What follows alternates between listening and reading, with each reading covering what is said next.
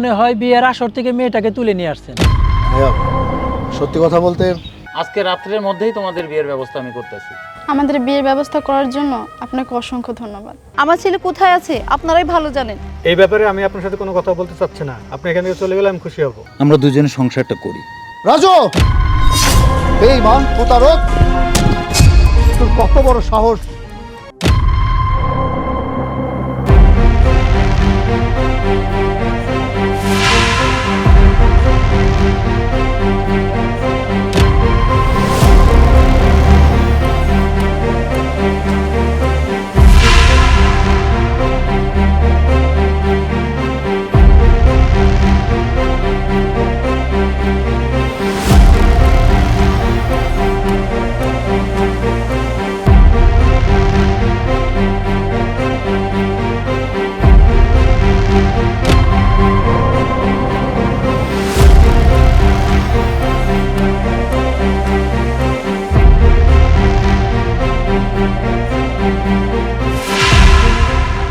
অবশেষে তুমি আসছো। তাহলে আমি তোমার জন্য অনেক টেনশনে ছিলাম তুমি আসতে পারবে কিনা, কিন্তু বিশ্বাস করো আমার মনের মধ্যে একটা বিশ্বাস ছিল তুমি আসবে। আমার প্রতি তোমার বিশ্বাস আছে বলেই আজকে বিয়ের আসর থেকে পালিয়ে আসি, কিন্তু এভাবে এখানে দাঁড়িয়ে কথা বলা আমাদের জন্য কোনোভাবেই নিরাপদ না। যে কোনো সময় যে কেউ আমাদের দেখে ফেলতে পারে, আর দেখে ফেললে কী হয় বুঝতেই তো পারতেছো। আমিও বুঝতে পারছি এইখানে তুমি আমি কথা বলছি এটা আমাদের জন্য একদমই নিরাপদ নয়। আমরা এখান থেকে রেল স্টেশন যাব, আমরা ট্রেন ধরে আমরা বন্ধুর গ্রামে চলে যাব। ওইখানে গিয়ে আমরা বিয়ে শাদী করবো। তোমার আমার ব্যাপারে আমার বন্ধুর কাছে সমস্ত কথা বলা আছে, কোনো টেনশন নেই। তাহলে দেরি না করে তাড়াতাড়ি চলো, এমনি তো আমার প্রচণ্ড ভয় করতেছে। আসলে সেই ভয়টা আমি নিজেও পাচ্ছি, কিন্তু তুমি তো আমার অবস্থানটা জানোই। এই বিপদের মধ্যে আমি তেমন কোনো টাকা পয়সা অ্যারেঞ্জ করতে পারিনি। তোমার কিছু টাকা পয়সা আমার কথা ছিল, তুমি কি নিয়ে আসতে পারছো? আমি অল্প কিছু আনতে পেরেছি, বেশি আনতে পারিনি। তবে তুমি চিন্তা করো না, যেটা এনেছি তাতে আমাদের বিয়ে অবধি চলে যাবে। তুমি দেরি না করে তাড়াতাড়ি চলো। ঠিক আছে চলো, আমরা আর এখানে এক মুহূর্ত থাকবো না। যত তাড়াতাড়ি সম্ভব আমরা এখান থেকে চলে যাই। ব্যাগটা আমাকে দাও, আসো।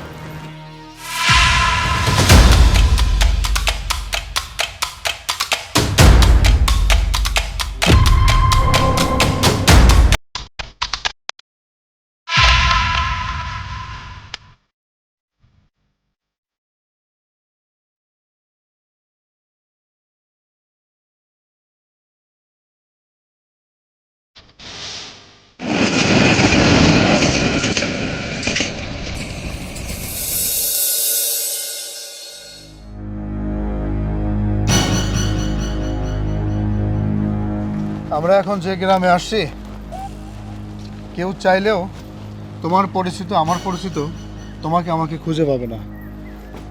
আমরা এখন অনেক দূরে চলে আসছি। তুমি কথাটা যতটা সহজভাবে বলে আমার কাছে ঠিক ততটাই কঠিন লাগতেছে। মনের মধ্যে খুব ভয় হচ্ছে, এই বুঝে আমাদের ধরার জন্য আমাদের পিছনে কেউ না কেউ আসছে। অপরিচিত অচেনা কাউকে দেখলেও প্রচণ্ড ভয় করতেছে। আসলে তোমার জায়গায় অন্য কোনো মেয়ে থাকলে আমার মনে হয় সেম কথাটা সেও বলতো। সত্যি কথা বলতে কি জানো, মনের ভয়টা হচ্ছে সবচেয়ে বড় ভয়। যতক্ষণ না আমরা তোমার বন্ধুর বাড়িতে গিয়ে উঠছি ততক্ষণ আমার মনের মধ্যে ভয় থাকবে। একটা কাজ করো, তুমি তোমার বন্ধুরে ফোন দাও, বলো আমাদের রাস্তা থেকে এসে নিয়ে যাইতে। নাকি তুমি তাদের বাড়ি চিনো? অনেক বছর আগে একবার আসছিলাম, যদিও ওদের বাড়িটা চিনতে খুব কষ্ট হচ্ছে। আচ্ছা যাই হোক, তুমি কোনো চিন্তা করো না, আমি এখনই ওকে ফোন করতেছি। ফোন করে বলছি যে ওদের গ্রামে আসছি, ও এসে আমাদেরকে নিয়ে যায়। রাস্তাঘাটে বিয়ের শাড়ি পরে এভাবে দাঁড়িয়ে থাকা আমাদের জন্য নিরাপদ না। আমরা ভিনদেশি মানুষ, কেউ না কেউ তো আমাদের কাছে জিজ্ঞেস করবে, আমাদের পরিচয় জানতে চাইবে। তখন তো তারা ঠিকই বুঝতে পারবে যে আমরা বিয়ের আসর থেকে পালাই আসছি। দেখো তোমার সব কথা রাইট, আমি মানছি, কিন্তু আমি তো আমার বন্ধু নাম্বারটা বন্ধ পাচ্ছি। তাহলে এখন কি হবে? আমরা কি এখন এভাবে রাস্তায় থাকবো? দেখো তুমি এত অস্থির হও না তো। তুমি এভাবে টেনশন করলে তোমার টেনশনে আমি নিজে এখন টেনশন করা শুরু করব। তার ফোনে হয়তো চার্জ নেই, বন্ধ হয়ে গেছে। 10 মিনিট পরে ফোন খুলতেও পারে, অসুবিধা কি? আমি ওকে বারবার ফোনে ট্রাই করেই যাচ্ছি, কোনো অসুবিধা নেই। দেখি আমার ফোনটা খুললো কিনা।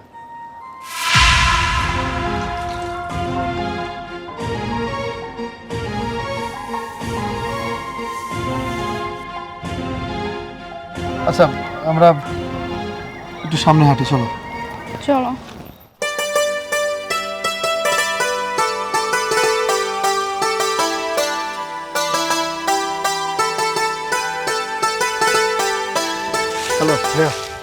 বলছিলাম যে এই গ্রামের রাজুদের বাড়ি কোনটা বলতে পারবেন? রাজু তো 4 জন আছে, আপনি কোন রাজুর কথা বলতেছেন? মানে রাজু, ওর বাবার নাম হচ্ছে আলম শেখ, সবাই এলাকার মাতবর বলেই জানে। ও, আপনি আলম কাকার কথা বলতেছেন, বুঝতে পারছি। আপনি তো রাস্তা ভুল করে চলে আসছেন। আপনি এখান থেকে ওই যে ওখানে চৌরাস্তার একটা রাস্তা আছে, ওই রাস্তা মোড়ের থেকে আপনি ডান দিকে যাবেন, ওদিকে আলম কাকার বাড়ি। ও আচ্ছা আচ্ছা, আমি তো ভুলে চলে আসছি। ধন্যবাদ ভাই আপনাকে। আসো। ভাইজান, কিছু মনে না করলে একটা কথা বলতে পারি? কোনো অসুবিধা নেই ভাইয়া, বলেন কি বলবেন। মানে বিয়ের শাড়ি পরে রাস্তা দিয়ে ঘোরাঘুরি করতেছেন, মনে হয় বিয়ের আসর থেকে মেয়েটাকে তুলে নিয়ে আসছেন। ভাইয়া সত্যি কথা বলতে আমি বিয়ের আসর থেকে ওকে তুলে নিয়ে আসিনি। আমরা দুজন দুজনকে অনেক ভালোবাসি। ও নিজের ইচ্ছাতেই আমার কাছে চলে আসছে। আমরা সংসার করবো, বিয়ে শাদী করবো। বুঝতে পারছি ভাই, এভাবে রাস্তাঘাটে ঘোরাঘুরি না করে তাড়াতাড়ি রাজুদের বাসায় উঠে যান। বুঝতেই তো পারছেন গ্রামের মানুষ খুব একটা বেশি ভালো না ভাই। ঠিক আছে ভাই, আমি আসি। হ্যাঁ জি।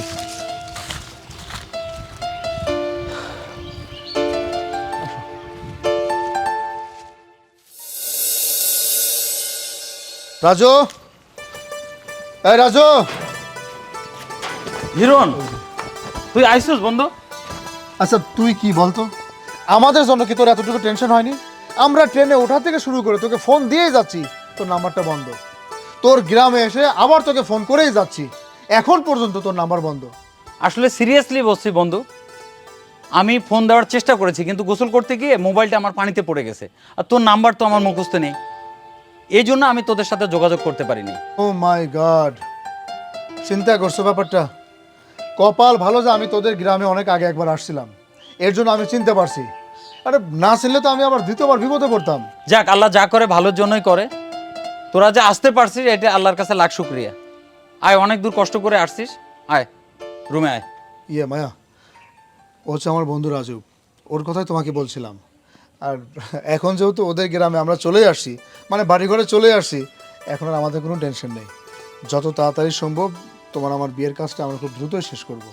আসসালামু আলাইকুম। আপনার প্রশংসা আপনার বন্ধুর মুখে অনেক শুনেছি, আপনি তো আমাদের ব্যাপারে সবটাই জানান, তাই যত তাড়াতাড়ি সম্ভব আমাদের বিয়ের ব্যবস্থা করেন। এখন যেহেতু তোমরা আমার বাড়িতে চলে আসছো, তাহলে তোমাদের বিয়ে নিয়ে কোনো টেনশন করতে হবে না। আমি আসি, আজকে রাত্রেই আমি তোমাদের বিয়ের ব্যবস্থা করব। অনেক দূর থেকে আসছো, চলো রুমে চলো, ফ্রেশ হবা, খাওয়া দাওয়া করো, চলো আসো চলো। আসো।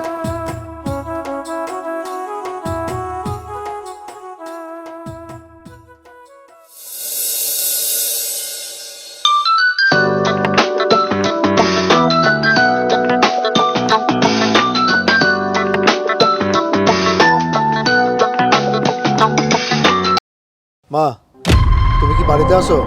মানে আমাদেরকে খোঁজার জন্য বাড়িতে কেউ আসছিল? আমি তোর কথার পরে উত্তর দেব, আগে তুই আমার কথার উত্তর দে। তুই সেই সকালবেলা বাড়ি থেকে বের হয়েছিস, এখনো বাড়িতে আসার কোনো নাম নেই। এখন বল তুই কই আছিস? মা, আমি অনেক দূরে আছি, একটা ঘটনা ঘটে গেছে। তার আগে বলো যে আমাদের বাড়িতে আমাদেরকে খোঁজার জন্য কেউ আসছিল কিনা। না, বাড়িতে তো কোনো লোকজন আসেনি। তুই কি এমন ঘটনা ঘটাইছিস? তুই কি করছিস? কোথায় আছিস তুই? মা, আমি এখন বাগাবাড়ি ছোটবেলা গ্রামে আছি, আমার বন্ধুর বাড়িতে। মায়া বিয়ের আসর থেকে আমার সাথে পালিয়ে চলে আসছে, আমি ওকে নিয়ে আসছি। মায়ার বাড়ি থেকে কিছু লোকজন আমাদের বাড়িতে, মানে আমাদের খোঁজ খবর নেওয়ার জন্য আসতে পারে, তাই তুমি একটু সাবধানে থেকো। তারা যদি কেউ কিছু জিজ্ঞেস করে তুমি বলবো আমি এসবের কিছুই জানি না। তুই এত বড় একটা দুর্ঘটনা ঘটিয়ে এখন তুই আমাকে বলছিস? এত বড় সাহস তোর হলো কি করে? তাদের লাঠি সম্পর্কে, টাকা সম্পর্কে, লোকজন সম্পর্কে তোর তো ভালো করে ধারণা আছে তারা কি করতে পারে। তোর এতটুকু বুক কেঁপে উঠলো না? মা, তুমি শুধু শুধু আমাকে দোষারোপ করছো।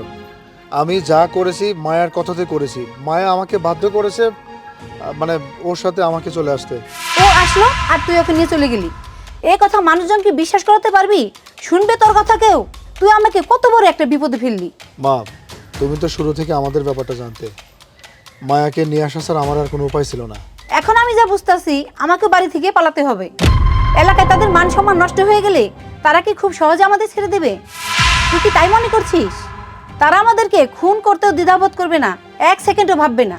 মা, তুমি এত কিছু চিন্তা করো না, তারা কিছুই করতে পারবে না, কিছুই হবে না।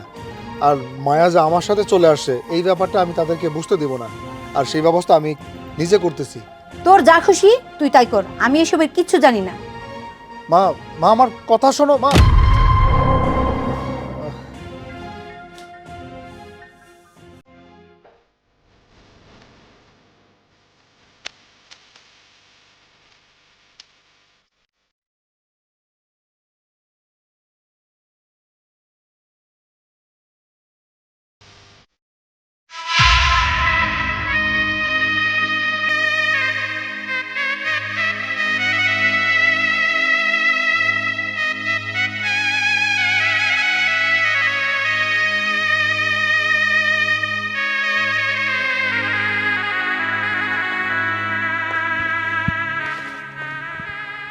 কি ব্যাপার, তুমি মন খারাপ করে এখানে বসে আছো? হিরণ কোথায়? ও তো আমাকে বললো ওর মায়ের কাছে ফোন দেবে, বাসায় কোনো সমস্যা হয়েছে কিনা, সব কিছু ঠিক আছে কিনা এর জন্য। ও আচ্ছা, সমস্যাটা হয় স্বাভাবিক। তো আমি কাজীর সঙ্গে কথা বলেছি, আজকে রাত্রের মধ্যেই তোমাদের বিয়ের ব্যবস্থা আমি করতেছি। আমাদের বিয়ের ব্যবস্থা করার জন্য আপনাকে অসংখ্য ধন্যবাদ। আপনার এই উপকারের কথা আমরা জীবনেও ভুলব না। হিরণ আমার বন্ধু, এই জন্য বলতেছি না, ও ছেলে হিসেবে যথেষ্ট ভালো এবং ভদ্র। একটা কথা মনে রেখো, তুমি ওকে কোনোদিন কষ্ট দিও না, এটা আমি তোমাকে অনুরোধ করতেছি। তুমি বিয়ের আসর থেকে পালিয়ে আসছো, এটা নিয়ে অনেক কিছু হতে পারে, তাই বলে তুমি কখনো আমার বন্ধুর হাত ছেড়ে দিও না, তাহলে ওই ছেলেটা মস্ত বড় বিপদে পড়ে যাবে। তোমার কাছে আমার অনুরোধ, এই কাজটা কখনো করবে না। আমি হিরণকে অনেক বেশি ভালোবাসি, আমি বেঁচে থাকতে ওর কোনো ক্ষতি হবে এটা আমি কখন হতে দেব না। রাজু, আমাদের বিয়ের ব্যবস্থা তুই কতদূর কি করলি? শোন, আমি কাজীর সঙ্গে কথা বলছি, আজকে রাতেই তোদের বিয়ে হবে। তোরা যেহেতু আমার বাড়িতে আসিস, তোদের চেয়ে টেনশন এখন আমার বেশি। তোরা দুজন কথা বল, আমি যাচ্ছি একটু গ্রামের 2-1 মুরব্বীকে ডাকি, কারণ সাক্ষীতে লোক লাগবে। তুমি মার সাথে কথা বলছো? তার কি কোনো সমস্যা হয়েছে? কি বললো মা? আপাতত তোমাদের বাড়ি থেকে আমাদের বাড়িতে কেউ আসেনি, মা তো তাই বললো। তবে তুমি যে আমার সাথে চলে আসছো এটা হয়তো অনেকেই জানে না। আর তোমার সাথে আমার একটা গুরুত্বপূর্ণ কথা আছে, তোমার সাথে একটু পরামর্শ করতে চাই। আমরা যে দুজন দুজনকে ভালোবাসি এটাই তো আমাদের বাড়ির হয়তো কেউ জানে না, আর গ্রামের কেউ যে সন্দেহ করবে এটাও আমার মনে হচ্ছে না। অতএব তুমি টেনশন মুক্ত থাকো। আমি যখন তোমার হাত ধরছি সারা জীবন আমি তোমার হাত ছাড়বো না, এটা আমার কথা। আমি তোমার কথা শুনে অনেক খুশি হলাম। সারা জীবন আমরা একসাথেই থাকতে চাই, কিন্তু আমি যে পরামর্শ তোমার সাথে করতে চাচ্ছি এটা শুনলে হয়তো তোমার জন্য আমার জন্য ভালো হবে, কারণ কখন কোন বিপদ আসে বলা তো যায় না।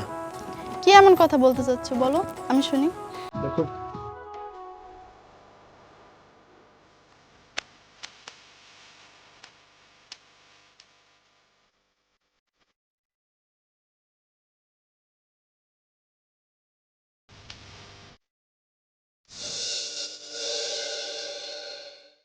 আমি 2 দিনের জন্য আমাদের গ্রামে যেতে চাই। আমি যে মায়াকে নিয়ে চলে আসছি এটা হয়তো অনেকে সন্দেহ করতে পারে, মানে আমাকে গ্রামের লোকজন গ্রামে দেখলে এই সন্দেহটা থাকবে না, সবাই ভাববে যে মায়া অন্য কারোর সাথে অন্য কোথাও চলে গেছে। আমি এই জন্যই যেতে চাচ্ছি বন্ধু। আমি মানছি তোর কথা, কিন্তু তুই কি শিওর ওর বাড়ির লোক কিংবা তোর গ্রামের লোক কেউ জানে না এই বিষয়টা? আমরা দুজন দুজনকে ভালোবাসি এই কথাটা ওদের বাড়ির লোকজন এবং গ্রামের লোকজন কেউ জানে না। পরিস্থিতি কখন কি ঘটে যায় বলা তো যায় না। ওদের টাকার জোর, লাঠির জোর সব কিছুই অনেক বেশি, আমরা ওদের কাছে কিছুই না। তাই পরিস্থিতিটা কি এটা জানার জন্যই আমার যাওয়া। ঠিক আছে, সবই বুঝলাম, কিন্তু আমি তো তোদের আজকে রাত্রে বিয়ের ব্যবস্থা করেছি, গ্রামের মুরব্বীদের বলছি, এখন আমি তাদের কাছে কি জবাব দেব বল? দেখ বন্ধু, তুই তোদের গ্রামের মানুষজনকে বোঝাতে পারবি, ম্যানেজ করতে পারবি, কিন্তু আমি আমার গ্রামের লোকজনকে, ওদের লোকজনকে বোঝাতে পারবো না। আমরা তো গরিব মানুষ, আমাদের কথা কে শুনবে? বন্ধু, আমি যে প্ল্যানটা করছি আমাকে প্ল্যান মতো একটু কাজটা করতে দে প্লিজ। ভাইয়া ও যেহেতু যেতে চাচ্ছে দুদিনের জন্য, যাক, ও গেলে আমাদের গ্রামের কেউ আমি যে ওর সাথে চলে আসছি এটা নিয়ে সন্দেহ করবে না। আমরা নয় 2 দিন পরেই বিয়ে করলাম। আচ্ছা, তোমরা যে সিদ্ধান্ত নিয়েছো আমিও এই সিদ্ধান্তে অটুট। তাহলে এক কাজ করো, তোমরা দুজনে বিয়েটা 2 দিন পরেই করো, এটাই বরং ভালো হবে। বন্ধুরে, আসলে যে মানুষটাকে আমি তোদের বাড়িতে রেখে যাচ্ছি ও আমার ভালোবাসার মানুষ, আমার জীবন মরণ। অন্তত তুই ওকে ওর বোনের মর্যাদা দিয়ে এই বাড়িতে রাখিস। আচ্ছা বন্ধু, তুই টেনশন করিস না, ও আজকের থেকে আমার বোন হিসেবে এই বাড়িতে নিরাপদে থাকবে। বন্ধু, আমি তোর প্রতি অনেক কৃতজ্ঞ, অনেক খুশি হয়েছে আমি। তুমি 2টা দিন একটু কষ্ট করে হলে এই বাড়িতে থাকো, আমি 2টা দিন পরে এসে আমরা বিয়ে করব। তুমি রাগ করো না প্লিজ, একটু আমাকে বোঝার চেষ্টা করো।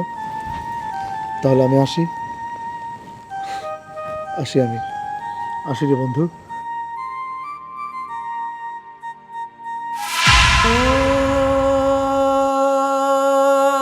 দুটো দিন তোমার কষ্ট হবে আমি জানি, এই 2 দিন কষ্ট হলেও তুমি একটু এই বাড়িতে থাকো। আমি তো তোমাকে কথা দিছি 2 দিন পরে এসে আমরা বিয়েটা করব। তুমি আর রাগ করো না। আসি বন্ধু।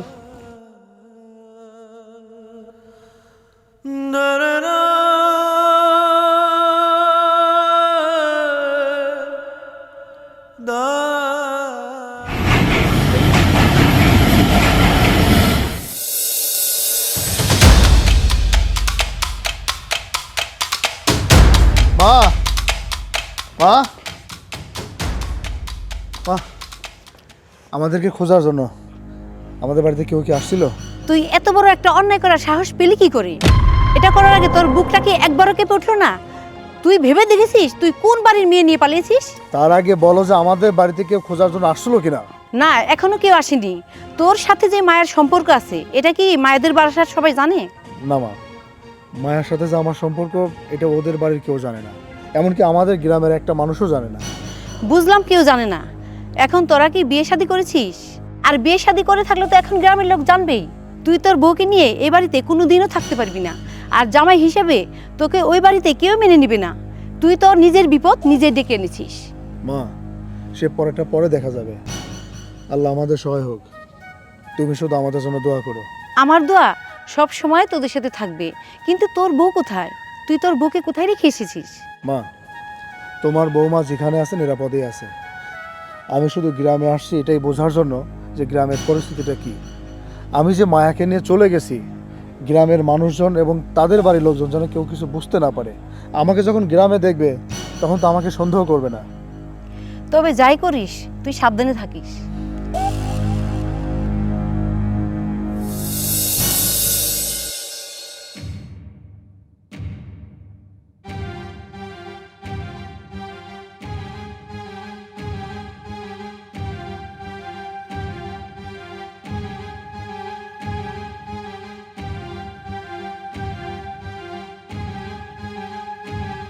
দেখছো, বিগত 7 দিন হয়ে গেল অথচ হিরণের কোনো খোঁজ খবর পাচ্ছি না।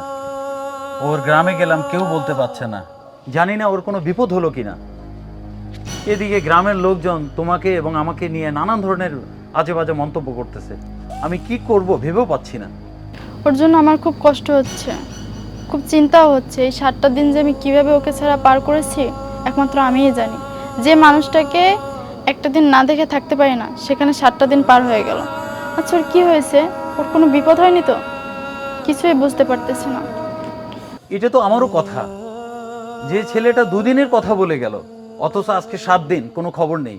ওর কোনো বিপদ হলো কিনা সেটাও তো বুঝতে পারছি না। আচ্ছা, ভালো কথা, ওর মায়ের কোনো ফোন নাম্বার আছে তোমার কাছে? অথবা তোমার কোনো বান্ধবী বা ওর রিলেটেড কেউ কারো কোনো নাম্বার আছে তোমার কাছে, যে নাম্বার দিয়ে ওকে ফোন করে আমি ওর খবর নিতে পারবো? আসলে আমি তো বুঝতেছি না ছেলেটা কি হলো। আমি বিয়ের আসর থেকে পালাই আসছি, তাই আমি আমার প্রয়োজনীয় কোনো জিনিসপত্র আনতে পারিনি। আমি যদি আমার মোবাইলটা নিয়ে আসতে পারতাম তাহলে হয়তো অনেকের সাথে যোগাযোগ করতে পারতাম, কিন্তু সেটাও তো রেখে আসছি। তোমার ব্যাপারটা আমি বুঝতে পারছি, কিন্তু আজকে গ্রামের মানুষকে দেয়া আমার লাস্ট দিন। আজকে রাতের মধ্যে যদি হিরণ বাড়িতে না আসে কালকে কি হবে আমি নিজেও জানি না। আচ্ছা, আজকে কি আপনি আমাদের গ্রামে গিয়ে একটু ওর খোঁজখবর নিয়ে আসতে পারবেন? ও কেমন আছে, কোথায় আছে? আমি তো আজকে বের হতে পারবো না, তাহলে বরং আমি আগামীকালকে সকালেই বের হয়ে যাই, গিয়ে তোমাদের গ্রামে দেখি খবর নিয়ে হিরণের কি অবস্থা, কোনো খোঁজ খবর পাই কিনা। আচ্ছা, আপনি তাই করেন। অন্তত ওর একটু খোঁজখবর নিয়ে দেখেন ওর কি অবস্থা, কোথায় আছে। হিরণ যদি আমার সাথে প্রতারণা করে না, তাহলে এর পরিণাম ভয়ঙ্কর খারাপ হবে।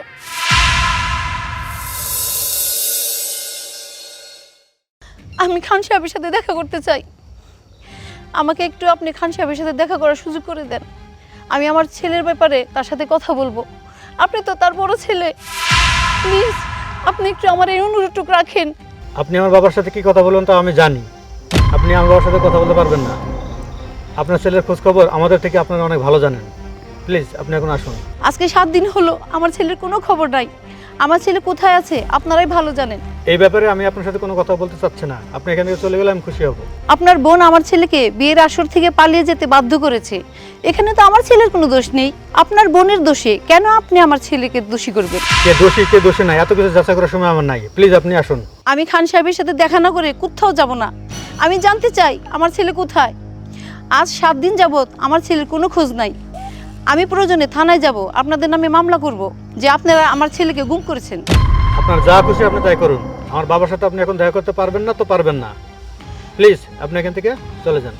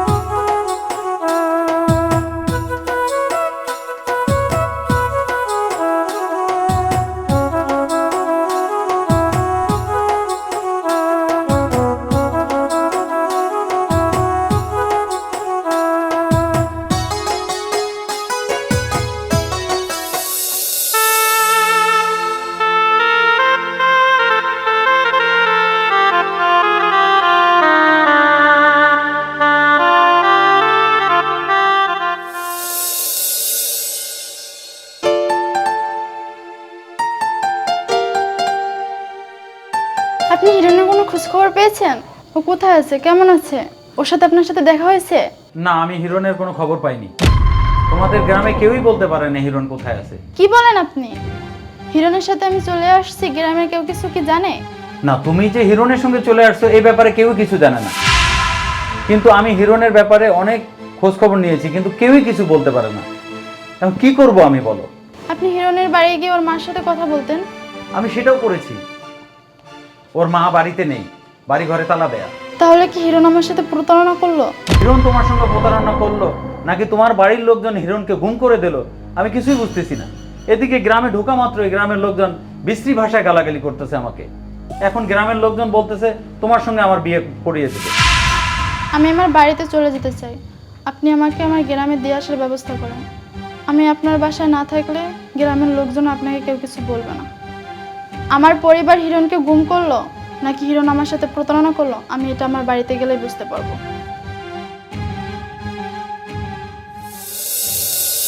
ভাগ্যের কি নির্মম পরিহাস, যাকে বিয়ে করবে বলে যার হাত ধরে বিয়ের আসর থেকে পালিয়ে আসলাম, তাকে বিয়ে করতে পারলাম না, তার বউ হতে পারলাম না।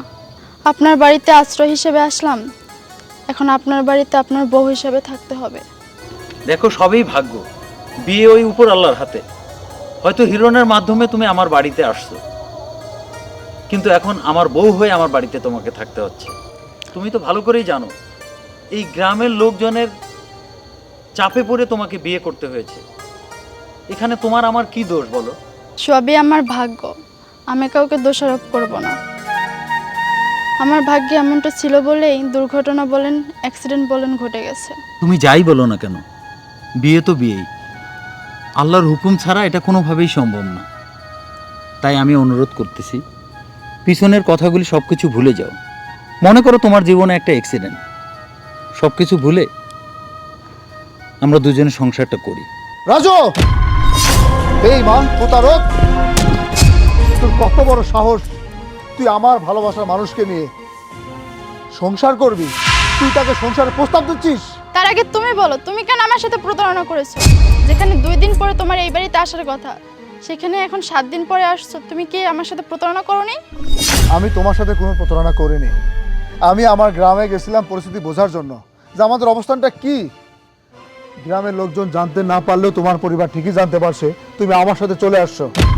আমরা যখন ট্রেনে আসলাম তখন তোমার পরিচিত 2জন মানুষ দেখে ফেলছে। আজকে 7 দিন তোমার লোকজনের পুলিশ হাজতে ছিলাম আমি। তুমি এসব কি বলছো? আমি যা বলছি ঠিকই বলছি, আমি এক চুল পরিমাণ মিথ্যে কথা বলছি না। এই 7 দিন যে আমি কিভাবে কষ্টে পার করছি সে একমাত্র আমিই জানি। তারা তোমার সাথে আমাকে যোগাযোগ করতে দেয়নি। আমি জানতাম এরকম কিছু একটাই হবে, কিন্তু এর থেকে বড় সর্বনাশ আমাদের এখানে হয়ে গেছে। সর্বনাশ হয়ে গেছে মানে? আমি ঠিক বুঝলাম না। মানে এদিকে কি হয়েছে আমাকে একটু খুলে বলো তো। তুই চলে যাবার 2 দিন পর থেকে নানানজন নানান কথাবার্তা বলা শুরু করে দিছে। পরে বাধ্য হয়ে গ্রামবাসীর চাপে পড়ে আমি গতকাল রাত্রে ওকে বিয়ে করতে বাধ্য হয়েছি। আমি এসব বিশ্বাস করি না, আমি এসব মানি না। তুই আমার সাথে প্রতারণা করেছিস, তুই আমার সাথে প্রতারণা করেছিস। আপনি যা বলছে সত্যি বলছে। গ্রামের লোকজনের চাপে পড়ে আমাদের এই বিয়েটা করতে হচ্ছে। আমরা এই বিয়েটা কেউই করতে চাইনি। আমরা মানুষজনকে অনেক বুঝিয়েছি, কিন্তু কেউ আমাদের কথা বিশ্বাস করেনি। আমি তোমাকে পাবো বলে আমি এই 7টা দিন কত কষ্টে পার করলাম। আমি এখন কাকে বোঝাবো? আমি কাকে বোঝাবো যে আমি তোমাকে ছাড়া বাঁচতে পারবো না? কাকে বোঝাবো আমি এখন? দেখ শোন, আমরা বিয়ে করেছি ঠিকই, কিন্তু ওর সঙ্গে আমার শারীরিক কোনো সম্পর্ক হয়নি। বন্ধু, তুই যদি চাস আমি তাহলে ওকে ডিভোর্স দেই, বরং তুই বিয়ে করে নে।